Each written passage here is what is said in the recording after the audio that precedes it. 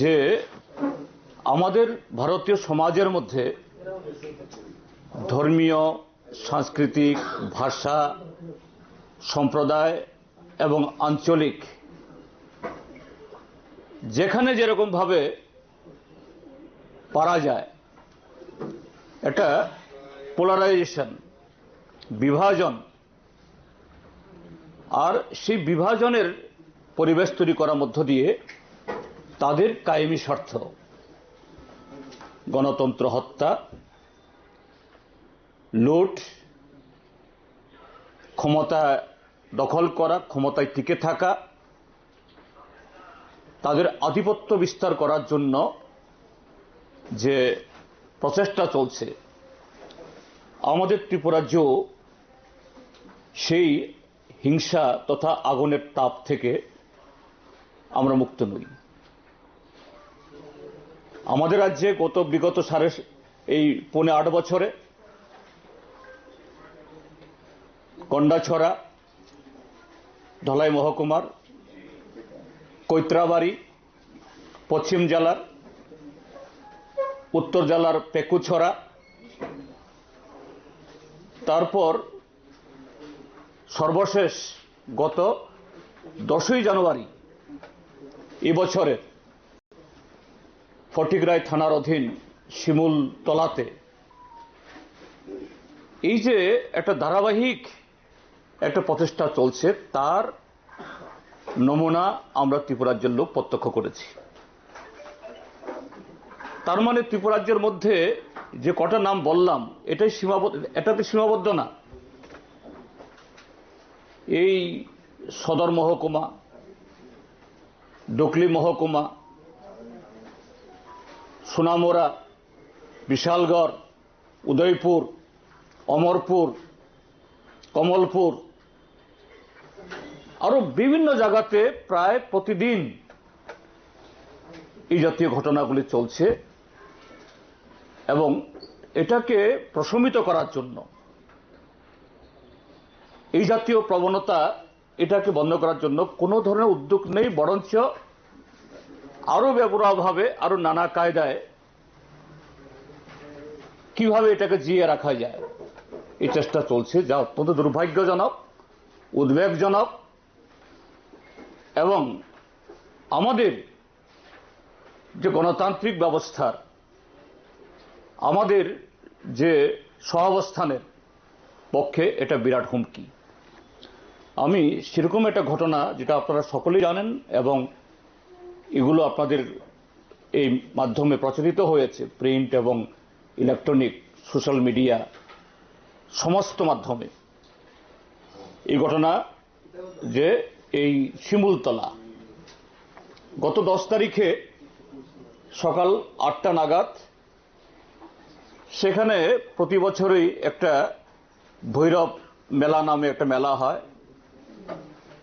এই মেলা স্বাভাবিক, শুধু সেই মেলা নয়, সব মেলায় আমাদের ত্রিপুরাজ্যের মধ্যে চাঁদা তুলে হয়। বিশেষ করে সংখ্যাগরিষ্ঠ সম্প্রদায়ের যে কোনো দুর্গাপূজা থেকে শুরু করে দুর্গাপূজা, কালী পূজা, সরস্বতী পূজা, শনি পূজা, আর এখন তো আরো বহু পূজা প্রতি মাসেই হচ্ছে।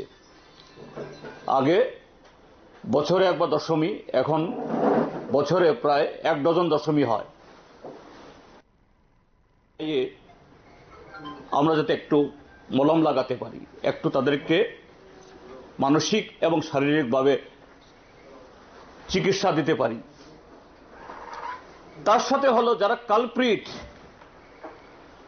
আমি কিন্তু এই জায়গাতে যারা সেদিন হয়তোবা কেউ কেউ জীবনে প্রথমবার এরকম অন্যের বাড়িতে আগুন জ্বালিয়েছে, বাড়িঘর ভেঙেছে, লুট করেছে, আমি তাদেরকে কালপ্রিট বলছি না।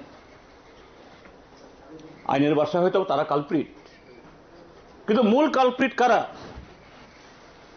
মূল কালপ্রিট হলো ঠান্ডা ঘরে বসে সুপুরুষ চেহারায় একেবারে দুবদস্তর পোশাক পরে যারা প্রতিনিয়ত এই হিংসার চাষ করে যাচ্ছে, তাতাচ্ছে, নিরীহ নিরপরাধ অল্প বয়সী ছেলে মেয়েদের মগজকে ধুলাই করে এই পরিবেশ তৈরি করছে। কেননা এটা এটা চাঁদা নিয়ে ঠিক আছে, আমি তর্কের খাতিরে বললাম যে মুসাব্বির আলীর এদেরকে একজন ধাক্কা দিয়েছে, চত্থাপ্পড় দিয়েছে, এটা তো ওই জায়গার মধ্যে সীমাবদ্ধ থাকার কথা। কিন্তু এই ঘটনায় মসজিদ পুড়বে, বাড়ি পুড়বে, গাড়ি জ্বলবে, অটো জ্বলবে, দোকান লুট হবে, কেন হলো? কেননা দিনের পর দিন যেরকম ভাবে এই হিংসা, অবিশ্বাস, দ্বন্দ্ব, ব্যবধান তৈরি হচ্ছে, ঠিক যে খড়ের গাদার মধ্যে যদি একটু মানে সাধারণ একটা এই কি বলে আগুনের ফুলকিও পড়ে, সঙ্গে সঙ্গে দাও দাও করে জ্বলে, আজকে সেটা হয়েছে। আমি বলবো মূল অপরাধী কালপিট তারা, তাদেরকেও গ্রেপ্তার করতে হবে। কিন্তু এখানে শুনেছি যারা ভিকটিম তাদের কাছ থেকে 13-14 জন নাকি গ্রেপ্তার হয়েছেন। কিন্তু দুর্ভাগ্য এই 13-14 জনের মধ্যে প্রায় 8-5 জন কারা, যাদের বাড়ি জ্বলেছে, জীবিকা নষ্ট হয়েছে, তারা। তার মধ্যে একজন মাধ্যমিক না 12 পরীক্ষার্থী যুবকও আছে, নাবালক যুবক, তাকে ধরে নিয়ে গেছে।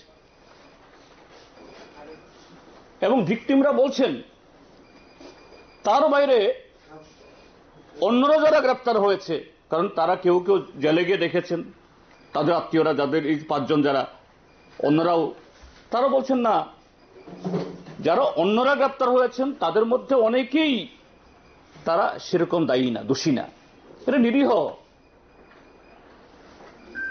কিন্তু নিরীহদের ধরেছে, আসল কালপ্রিট বুক ফুলিয়ে ঘুরছে, মাঝে মধ্যে এসে এই শিমুলতলাতে এসে আবার উস্কানি দিয়ে যাচ্ছে, এদেরকে ধরা হচ্ছে না।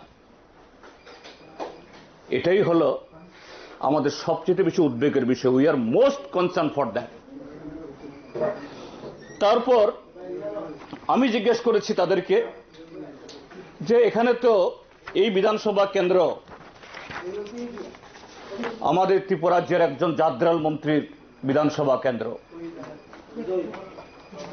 খুবই বোকাল তরুণ তুর্কি, তিনি এসছেন কিনা, এই পরিবারগুলো তাদের যে ক্ষতি হলো ক্ষতিপূরণের ব্যবস্থা করেছে কিনা।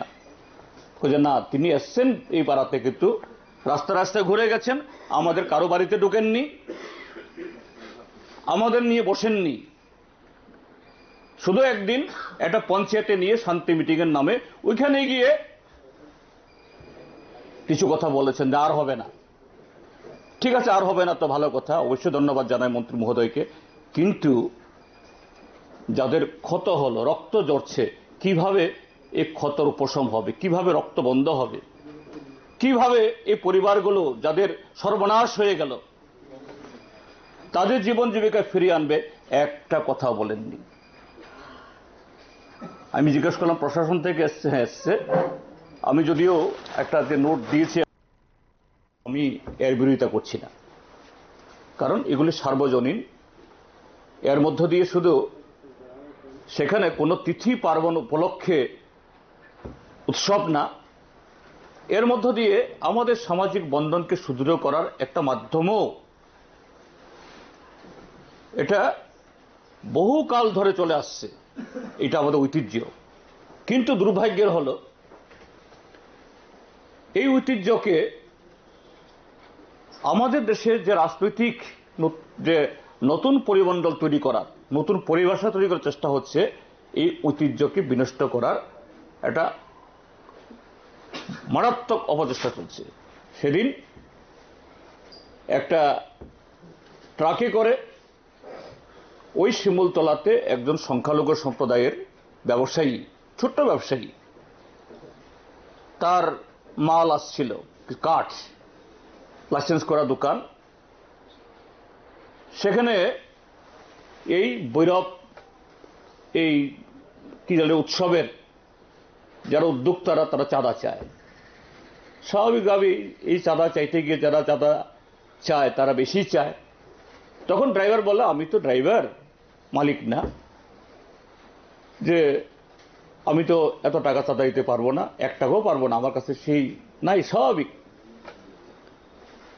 ওই পাড়াতেই মালিকের নাম সাব্বির আলী নাকি জানি, যাই হোক, হ্যাঁ, ও মুসাব্বির আলী, তাকে খবর দেওয়া হলো, আসলো। তো আমাদের এখানে ত্রিপুরাজ্যের মধ্যে সমস্ত ধর্মের মধ্যে সহাবস্থান যুগ যুগ ধরে ছিল। মুসাব্বির আলী টাকা চেয়েছে, বলছে 5,000 টাকা দিতে হবে। মুসাব্বির আলী বলেছেন, জারি আমার গাড়িতে যে কাঠ এসছে অল্প কিছু, তার দামই তো এত টাকা নাই, 3,000 টাকার মাল, আর আমি কি করে 5,000 টাকা দেব? আমার তো এটা বিক্রি বাটা করে লাভ করেই তো আমি করব। এই টাকা চাওয়া নিয়ে বচসা হয়, একটু ঠেলাঠেলি হয়। আমি আবারও বলছি, চাঁদা চাওয়াটা অপরাধ না, আর এরকম চাঁদা নিয়ে ধর কষাকষি হয়েই থাকে, হয়েই। কিন্তু এই ঘটনাকে কেন্দ্র করে মুহূর্তের মধ্যে এটা সেখানে একটা দাবানলের মতো জ্বলে উঠল। বাইরের থেকে শত শত লোক নিয়ে এসে সেখানে 15টা পরিবারের বাড়ি, ঘর, দোকান, টিপার ট্রাক, 4 হুইলার, 3 হুইলার, খেরের চিন, মসজিদ ধ্বংস হয়ে গেল। এই ইয়ে থেকে, শিমুলতলা থেকে ফটিকরাই বাজার 3 মিনিটের দূরত্ব না, কুমারঘাটও হয়তো আরো 3 মিনিট, অর্থাৎ 5-6 মিনিটের মধ্যে। এখন গ্রামে কি শহরে সবার হাতে মোবাইল ফোন আছে। ঘটনা হওয়ার সাথে স্বাভাবিকভাবেই ফায়ার সার্ভিসে খবর গেছে, পুলিশে খবর গেছে। কিন্তু দুর্ভাগ্যের হলো, ফায়ার সার্ভিস ঠিক সময়ে রওনা দিলেও ফোন কল পাওয়ার সাথে সাথে ওই জায়গাতে 1.5 ঘন্টা পরে পৌঁছাতে পারলো। কেননা যারা এই জাতীয় ঘটনা করেছে, ফায়ার সার্ভিসকে সেখানে এসে আগুন নেভাতে দেয়নি, শুধু পরবর্তী সময়ে এসে সব যখন জ্বলে গেছে একটু, এই আগুনটা নিভিয়েছে। পুলিশ এসছে, পুলিশের সামনেই বাড়িঘর জ্বলেছে, গাড়ি জ্বলেছে, মসজিদ ভেঙেছে। হ্যাঁ, অন্তত একটা অভিনন্দন বা একটা অ্যাপ্রিসিয়েশন আমি পুলিশকে দেব, পুলিশ এবং জেলা শাসক, সিভিল এবং এই পুলিশ অ্যাডমিনিস্ট্রেশন দুটোকে, যে তারা যদি সেদিন ভূমিকা না নিতেন তাহলে এখানে ক্যাজুয়ালিটিস হতো, হতাহত হতো। এটা হয়নি। আমি অন্তত এই ক্ষেত্রেতে ত্রিপুরা পুলিশকে অবশ্যই অভিনন্দন জানাবো। এটা হতে পারত, কারণ যেভাবে সেখানে উত্তেজনা তৈরি করা হয়েছিল, যেভাবে রো রো করে শত শত লোক সমস্ত ল্যাঠাল ওপেন নিয়ে হাজির হয়েছিল, এটা আরো মারাত্মক কিছু হতে পারত। কারণ সেখানে সেই সংখ্যালঘু সম্প্রদায়ের মাত্র 43টা পরিবার, সব মিলিয়ে 140 থেকে 150 জনসংখ্যা। আবার এদের একটা ভালো অংশ কাজে কর্মে ওই দিন ছিল না। কিন্তু এরকম একটা জঘন্য ঘটনার সাক্ষী হতে হতে ত্রিপুরাজ্য, এটা হয়নি। আমি এই ক্ষেত্রে পুলিশকে অবশ্যই ধন্যবাদ দেব। এখন ঘটনা হয়েছে 10 তারিখ, আমি গতকাল গেছি সেখানে 21 তারিখ। তার আগে আমাদের একটা বিধায়ক টিম সেখানে গেছেন, তারা 18 তারিখ। ঠিক আছে, ঘটনার সময় আটকানো গেল না। এখন এই ঘটনার রেশ যাতে না থাকে, যারা ক্ষতিগ্রস্ত হলো, 15 পরিবারকে না 11 পরিবারকে, এটা 15 না, এটা 11, মাত্র 5,000 টাকা করে, 5, 15, 55,000 টাকা দেওয়া হয়েছে। এর বাইরে একটা নয়া পয়সা দেওয়া হয়নি। আমি জিজ্ঞেস করলাম, পুলিশ একটা সমোটো এফআইআর নিয়েছে, কেস নিয়েছে, এখানে এসে আপনাদের বাড়িতে এসে কারা করেছে, কত ক্ষতি হয়েছে, বা রেভিনিউ থেকে এসছে কিনা, কেউ আসেনি। হ্যাঁ, একটা শ্মশানের শান্তি বিরাজ করছে, সেদিনের পর আর আগুন জ্বলেনি, পাশে উস্কানি হলেও। কিন্তু এই শান্তি কি রকমের? আমি গিয়ে দেখেছি সেখানে বয়স্ক কিছু কয়েকজন পুরুষ, মহিলা আর শিশু ছাড়া সেখানে অল্প বয়সী কোনো যুবক বা এই যারা কর্মক্ষম এরকম কোনো পুরুষ নেই। 43টা পরিবার, প্রায় 130 থেকে 40 বা 50 জন হবে। নারী পুরুষ যদি 50-50 হয় তাহলে সেখানে 70-80 জন তো পুরুষ হবে, কিন্তু সেখানে সে গ্রামে নারী, শিশু আর বয়স্ক পুরুষ ছাড়া আর কেউ নেই। তারা কোথায় গেছেন? বলছেন সেদিনের পর থেকে যেভাবে এদেরকে হুমকি দেওয়া হচ্ছে, প্রতিদিন এসে বলা হচ্ছে, একদিকে পুলিশের ভয়, পুলিশ এইভাবে এলোপাথারি গ্রেপ্তার করছে, আরেকদিকে হলো যারা এইসব ঘটনা করছে এদের হুমকিতে এরা বাড়িঘর ছাড়া। যোগাযোগ হয় কিনা, সবাই যোগাযোগ করতে পারে না, কেউ কেউ যোগাযোগ করে কিন্তু কোথায় আছে আমরা জানি না। এই হলো অবস্থা। এই জায়গায় আমি আজকে এই চিঠি দিয়ে এসেছি এবং আমাদের রাজ্যের মাননীয় মুখ্য সচিব, তার সাথেও এই সকালবেলা গিয়ে দেখা করে উনাকে পুরো বৃত্তান্ত আমি জানিয়ে এসেছি। আমি বলেছি সেখানেও, yes, I appreciate the role of your police. একটা জায়গায় অন্তত এরা যদি সেদিন লাঠিচার্জ না করতেন, সময় মতো যদি দাঁড়াতেন, তাহলে ক্যাজুয়ালিটিস হতো। অবশ্যই পুলিশ ডিজার্ভস দিস অ্যাপ্রিসিয়েশন।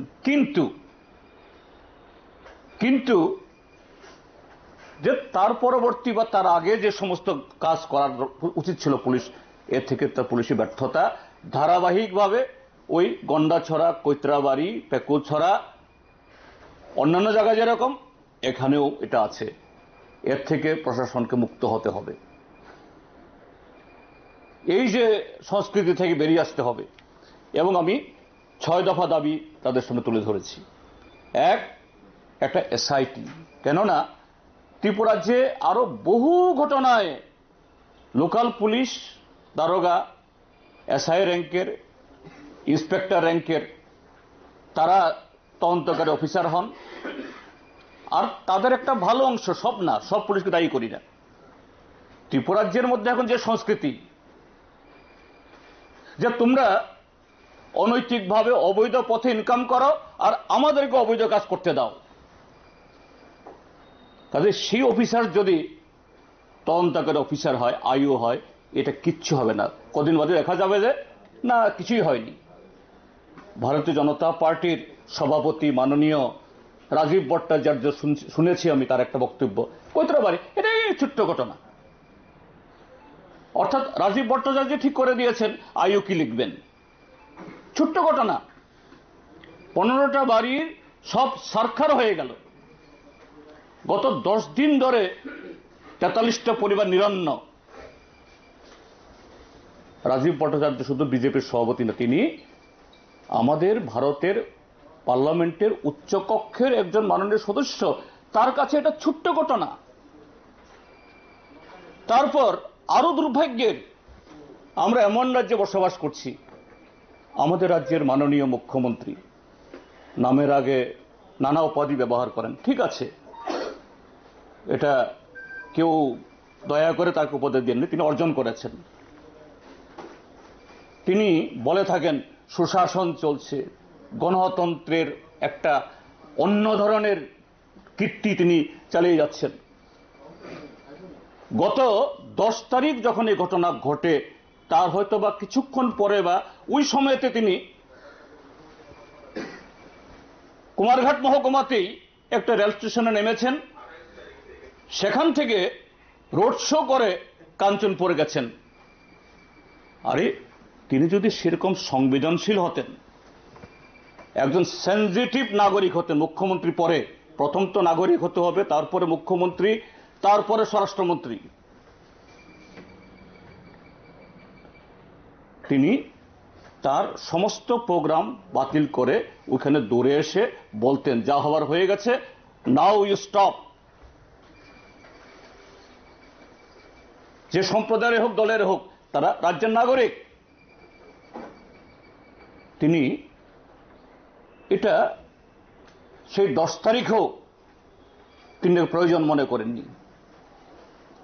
তার বোধহয় 1 সপ্তাহ বাদে, তারিখটা আমার ঠিক নেই, তিনি ওই শিমুলতলা থেকে কয়েক কিলোমিটার দূরে মাত্র দারচে গ্রামে দার্লং সম্প্রদায়ের একটা উৎসবে গেছেন। তিনি রাজ্যের মাননীয় স্বরাষ্ট্রমন্ত্রী, রাজ্যের মাননীয় মুখ্যমন্ত্রী দারচুই থেকে এই শিমুলতলা হার্ডলি যায়, মাঝে মধ্যেই যায়। এবং আমি যাওয়ার গতকাল যে গেছি তার আগের দিনও নাকি সেখানে যে পুলিশ তাদের কিছু দুষ্কৃতী এসে উস্কানি দিচ্ছিল, তাদেরকে দৌড়াতে হয়েছে। আমি বলবো, যতদিন না নর্মালসি রেস্টোর না হয়, এখানে একটা টেম্পোরারি পুলিশ পিকেট যেন বসানো হয়। তারপর সেই পাড়ার যুবক ছেলেরা, ইনকাম যারা করেন পুরুষ, এরা সবাই বিভিন্ন জায়গাতে আত্মীয় স্বজন বা কোথাও এখানে আসতে সাহস করছেন না। পুলিশের তরফ থেকে, অ্যাডমিনিস্ট্রেশনের তরফ থেকে উদ্যোগ নেওয়া হোক, তারা যাতে ঘরে ফিরে আসতে পারে এবং তাদের জীবন জীবিকা আবার শুরু করতে পারে। অথবা এই 43টা পরিবার অনাহারে অর্ধাহারে থাকতে হবে, অনাহারে মারা যাবে। 3 হলো, এখানে একটু ভুল হয়েছে, 16 হবে না, 15 হবে।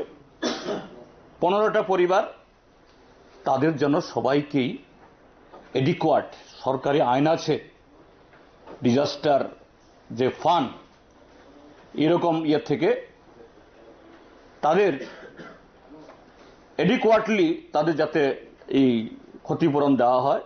মাত্র 5,000 টাকা দিয়েছে এখন অবধি। এটা অত্যন্ত দুর্ভাগ্যজনক। চতুর্থ হলো, যে সমস্ত পরিবারের ট্রিপার ট্রাক, 4 হুইলার, 3 হুইলার, তারপরে 2টো পাওয়ার টিলার, চাষের মরশুম, চাষের জন্য এখন পাওয়ার টিলার, সব আগুনে পুড়ে ধ্বংস করে দিয়েছে।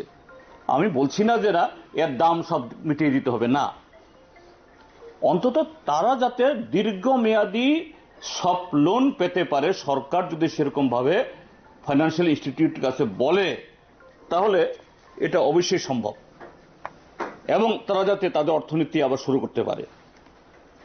5 হলো, যে সমস্ত পরিবারের থাকার ঘর ধ্বংস হয়ে গেছে, হয় আগুন জ্বালিয়ে অথবা ভেঙে লুটপাট করে, এটা যেন হাউজিং স্কিমে তাদের ঘর দেওয়া হয়। 6 হলো, যে 5 জন ক্ষতিগ্রস্ত পরিবারের লোক কি করে অপরাধী হতে পারে। ঠিক আছে, একটা সাময়িক উত্তেজনা প্রশমিত করার জন্য পুলিশ ট্যাকটিক্যালি করেছে, হতেও পারে এরকম, তাদের ইমিডিয়েটলি রিলিজ করার ব্যবস্থা হোক। আর সার্বিকভাবে সরকার এই জাতীয় ঘটনার পুনরাবৃত্তি, কারণ আমরা দেখেছি একটার পর একটা ঘটনা হচ্ছে, কন্ডাছড়া, কৈত্রাবাড়ি, পেকুছড়া, তারপরে রোয়া, এখন এই এর আগে হয়েছে এই উদয়পুরের এরকম একটা মুসলিম গ্রাম কিল্লা বিধানসভা এলাকাতে, এখন সর্বশেষ এই শিমুলতলা। এটা থামবে না। এটা সমস্ত অংশের মানুষের যারা গণতন্ত্র প্রিয়, সংবিধান প্রিয়, এটা আমাদের দায়িত্ব এর বিরুদ্ধে সোচ্চার হওয়া, এবং যেভাবে আজকে এই পরিবেশ এটাকে বিষিয়ে দেওয়ার চেষ্টা হচ্ছে, এর বিরুদ্ধে কথা বলা। এবং মিডিয়াকে বলবো, আমি মিডিয়াও এই ক্ষেত্রেতে সেরকম ভাবে যাতে উত্তেজনা তৈরি করার এরকম পরিবেশ তৈরি না হয়, আপনারা নিজেদের মতো করে, অনেকেই করেন না কথা বলছি না, আরো বেশি সক্রিয় হওয়ার জন্য। কেননা দিন দিন যেন আমাদের নাগালের বাইরে চলে যাচ্ছে। মুখ্য সচিব মহোদয়কে বলেছি আমি, তিনি ধৈর্য দিয়ে শুনেছেন। এবং তিনি বলেছেন তার তরফ থেকে তিনি আরো খতিয়ে রেখে কি ব্যবস্থা গ্রহণ করা যায় তা দেখবেন। এটা হলো এই ঘটনাকে কেন্দ্র করে আমার বক্তব্য। তার সাথে আমি একটা ছোট্ট ঘটনা শুধু যুক্ত করতে চাই, যদিও এটাও এর সাথেই ইন্টাররিলেটেড। কদিন আগে বিজেপির সভাপতি মাননীয় সাংসদ রাজীব ভট্টাচার্য মহোদয় খোয়াইয়ে গেছেন। কি জানি একটা স্মরণ সভা না কি জানি, আমি কেরালায় ছিলাম, ওনার বক্তব্য শুনেছি। নাম ধরে বলছেন আমাদের সেখানকার তিনবারে নির্বাচিত বিধায়ক নির্মল বিশ্বাসের নাম ধরে, বা নির্মল বিশ্বাসকে ইঙ্গিত করে ঘর থেকে বেরোতে দেওয়া হবে না। কোন ধরনের ভাষা এগুলো? একজন মাননীয় সাংসদ, আমি বিজেপির সভাপতি বাদ দিলাম, বিজেপি করলেই মনে হয় ত্রিপুরাজ্যের মধ্যে যা কিছু বলা যায়। ডিজি অফিসের সামনে বিরোধী দলের নেতার নাম ধরে চামড়া তুলে নেবার কথা বলে, তো তিনিও হয়তো বা সেই এতে বলেন। কিন্তু একজন সাংসদ একজন বিধায়ককে ইঙ্গিত করে বলছেন ঘর থেকে বেরোতে দেওয়া হবে না। এই যে ত্রিপুরাজ্যের মধ্যে ঘৃণার চাষ, হিংসার চাষ কিভাবে হচ্ছে, আর এরা বলে গণতন্ত্র। যে দল এটা সভাপতি নির্বাচন করতে পারে না, ওই দিল্লি থেকে রিটার্নিং অফিসার অবজারভার নিয়োগ করেন, পত্রিকাতে ডাউস বিজ্ঞাপন দেন, বড় বড় কথা বলেন, যাদের দলের ভিতরে গণতন্ত্র নাই, যাদের জোটের মধ্যে গণতন্ত্র নাই। এক মন্ত্রী আর এক দলের নেতাকে পোল্ট্রির মোরগের মতো চামড়া ছোলা কথা বলেন, আর অন্য দল বলেন মন্ত্রিসভায় থেকে মুখ্যমন্ত্রী কুশপুত্তলিকা পুরাণ, মুখ্যমন্ত্রী হাই হাই বলেন। কাজে সেই দলের নেতা তারা কমিউনিস্ট পার্টিকে, সিপিআইএমকে তার গণতন্ত্র শেখান। আমি এর নিন্দা করি, এবং ভারতীয় জনতা পার্টির মধ্যেও যারা শান্তি চান, গণতন্ত্র চান, উন্নয়ন চান, তাদেরকে বলি না, ওই দল ছেড়ে বেরিয়ে আসার জন্য বলছি না, বলছি আপনাদের দলের মধ্যে এইভাবেই দলের ভাবমূর্তি, দলের স্লোগান এক, সবকা সাথ, সবকা বিকাশ, সবকা বিশ্বাস, দলের স্লোগান আত্মনির্ভর ভারত, কিন্তু কাজ হলো হিংসা, কাজ হলো লুট, অন্যায়, একে আড়াল করা। এর বিরুদ্ধে সোচ্চার হন, না হলে দলও থাকবে না আপনাদের, আর দেশও থাকবে না। এটা সবার দায়িত্ব। এই হলো আপনাদের কাছে আমার বিনম্র উপস্থাপন, যে এই চিঠি দেওয়ার পরও চিঠি দিয়ে আপনাদের কাছে দিলেই হয়তো খবরটা পেতেন, কিন্তু আমার মনে হয়েছে এটাকে বিশদে না বললে এটা একটা কোথাও গ্যাপ থেকে যাবে। কারণ একটা মাননীয় মুখ্যমন্ত্রী একটা ঘটনা যেখানে গেছে ভয়ঙ্করভাবে, সেখানে এক সপ্তাহের মধ্যে দুবার গেলেন 10 দিনের মধ্যে, ওইখানে একটা মিনিট দেওয়ার সময় পেলেন না। কেমন রাজত্বে আমরা আছি? এত অসংবেদনশীল একটা শাসক, তো প্রত্যেকটা নাগরিক আজকে সেখানে হয়েছে, আমরা এর প্রতিবাদ না করলে কালকে আমি আপনি কেউ রেহাই পাবো না। এর বিরুদ্ধে মুখ খুলতে হবে, দাঁড়াতে হবে, এই আমার আবেদন। সেখানে 6 শিডিউল কনস্টিটিউশনের মধ্যে সেরকম ভাবে ডিফাইন নেই। তো রাজ্য সরকার ত্রিপুরাজ্যের মধ্যে 3 স্টার পঞ্চায়েত, এটা কনস্টিটিউশনালি মানে বাধ্যতামূলক, কিন্তু 5 বছর শেষে নির্বাচন করলেও কাউকে নমিনেশন সাবমিট করতে দেয় না। নমিনেশন দাখিলের শেষ দিন অবধি বিডিওর অফিস মিউনিসিপ্যাল কমিটির অফিস এরা ঘেরাও করে রেখে দেয়, কেউ যাতে নমিনেশন তুলতে না পারে। আপনারা এই রাজধানী শহরের কাছেই দেখেছেন গত ত্রিস্তর পঞ্চায়েত নির্বাচনের সময়তে এই ধলাই এই বাদারঘাট ডুকলি ব্লক আমি ছিলাম, কিভাবে রাজপথে আটকে মানে পুলিশের সামনে নমিনেশন সাবমিট যারা করতে গেছে তাদের আটকিয়েছে। এইভাবেই এরা তাদের সবকা সাথ সবকা বিকাশ তারা করেন। তাহলে সংবিধানে যেটা আছে এটাই তারা করেন না। আর ভিলেজ কমিটি তো নাই, স্বাভাবিক করছেন না তারা। তাদেরই এক শরিক দল সুপ্রিম কোর্ট অব্দি গেছে, আবার মন্ত্রিসভাতে কথা বলেন না, কেন সুপ্রিম কোর্টে জানি না, এটা করতে পারেনি। কিন্তু এডিসি নির্বাচন করতে হবে, কিন্তু কতটুকু শান্তিপূর্ণ হবে ওইটা ভবিষ্যৎ, মানে নিকট ভবিষ্যৎ। কারণ এটা আগামী এপ্রিলের মধ্যে, এপ্রিলের 20 তারিখ বিগত এডিসি গঠিত হওয়ার পর প্রথম অধিবেশন হয়েছে। এই এডিসির মেয়াদ হলো 20 এপ্রিল।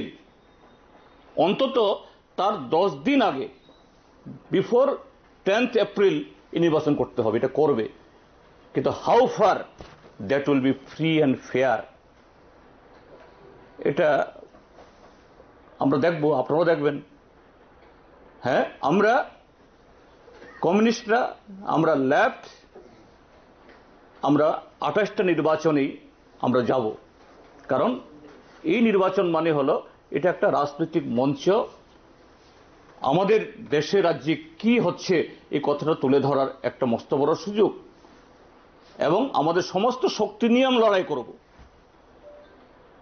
এখন সামনে কি পরিবেশ আসে দেখা যাক।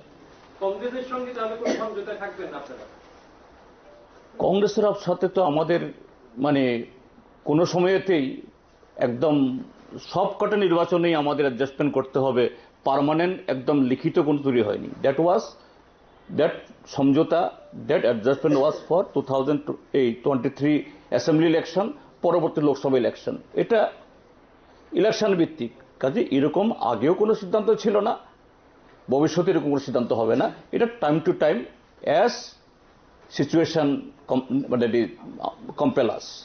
মথার সঙ্গে যেখানে বিজেপির দূরত্ব তৈরি হচ্ছে, সিপিআইএম কি মথার সঙ্গে এই ব্যাপারে কথা বলবে বা বিজেপির বিরোধী শিবিরকে একত্রিত করার চেষ্টা করবে? মথার সাথে এটা তো মঞ্চে হচ্ছে, এই বিরোধিতা তো হলো মঞ্চে। ওই যে আগে যাত্রাগান, যদি এখন নাই, যাত্রাগানে রাম এবং রাবণের যুদ্ধ হয়, হনুমান আর ইয়ার যুদ্ধ হয়, সেখানে গিয়ে একজন একজনকে দেখে নেব, আবার একসাথে গিয়ে একসাথে বিড়ি টানে। তো তাদের তো লড়াই তো হলো মঞ্চে, প্যান্ডেলের পেছনে। গ্রিন রুমে তো লড়াই হচ্ছে না, গ্রিন রুমে তো সবাই এক, কাজে দূরত্ব কোথায়? আমি দূরত্ব দেখছি না তো। এটা মানুষকে তার দৃষ্টি অন্যদিকে ধাবিত করার জন্য লড়াই। এই লড়াই রাজ্যের মানুষের জ্বলন্ত সমস্যা, রাজনৈতিক সমস্যা, এডিসির মানুষের চাহিদা পূরণ, এবং এরা প্রকাশ্যে স্লোগান তুলছে। এই স্লোগান কার্যকরীর পক্ষে না, শুধু টিকে থাকার, তাদের বিরুদ্ধে যে গ্রোয়িং ডিসকন্টেন্ট, মানুষের যে ক্রমবর্ধমান ক্ষোভকে কিভাবে সময়কে প্রশমিত করা যায়, এই লড়াই। আর নিচুতলার মধ্যে দাবা খেলায় যেমন রাজা মন্ত্রীকে রক্ষা করার জন্য সৈন্য মারা যায়, বিজেপির সৈন্য ত্রিপুরা মতো সৈন্য মারা যাচ্ছে, নাথিং এলস। কিন্তু এই যে লড়াইটা, এই যে পরস্পরের যে বক্তব্যের খণ্ডনটা, এটা কেন খুমলুঙের মাঠে, ওই সোলেংটার মাঠে, ছাউমনের মাঠে এটা হবে কেন? এই লড়াইটা মহাকরণে হোক না, মন্ত্রিসভার ভিতরে হোক না, ডক্টর মানিক শাহর সাথে এই কি নাম জানি, অনিমেষ দা বর্মার, এটা হোক না বিধানসভাতে। কেন এটাকে ছাউমনো, ওই ছোলেংটা এখানে করতে হবে? আর যদি এরকমই বিরোধ হয়ে থাকে, কেন একসাথে মন্ত্রিসভায় আছেন তারা? কেন আবার বিজেপির এমপি এই কি জানি কৃতি দেবী সিং মহোদয়া, তিনি বিজেপির এমপি, আবার তিনি মথার সভাতে যান। তাহলে তো কৃতি দেবী সিংয়ের মথার সভা থাকার কথা না। আর মথাও কৃতি দেবী সিংকে তাদের এখানে নিয়ে যাওয়ার কথা না। তো এগুলো তো ত্রিপুরাজ্যের মানুষকে ঠকানো, দিন দুপুরে প্রতারিত করা, বোকা বানানো। কাজেই তাদের এই লড়াই প্রকৃত লড়াই না, এই লড়াই হলো মঞ্চের লড়াই, যে যাত্রা গানের প্যান্ডেলের লড়াই। গ্রিন রুমে একসাথে চা খায়, একসাথে বিড়ি খায়, সব করে। এগুলো নিয়ে আমাদের কোনো আসে যায় না। ত্রিপুরাজ্যের মানুষ এগুলো বুঝছেন এবং তার সঠিক জবাব দেবেন আগামী দিনগুলোতে।